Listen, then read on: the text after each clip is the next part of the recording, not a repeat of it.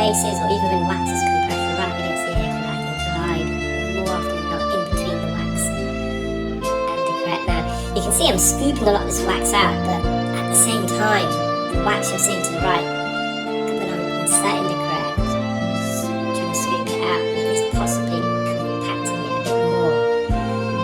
So I've decided to just use the suction probe here because there's now space to the right of this wax where I've scooped the previous wax out. If I can push this wax into that opening with the suction probe, I may be able to release it, but it's just too matted. You see how dark this is? It's been there for such a long time.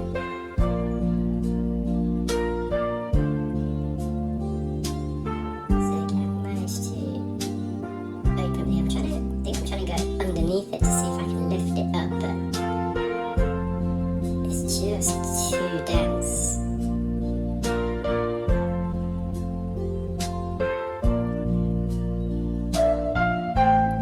So I'm just going to use the tip of the correct to kind of cut into this wax and then cut away. So you can use the correct also in that method. You can, if it's a soft but firm type of consistency, you can use the tip of the correct to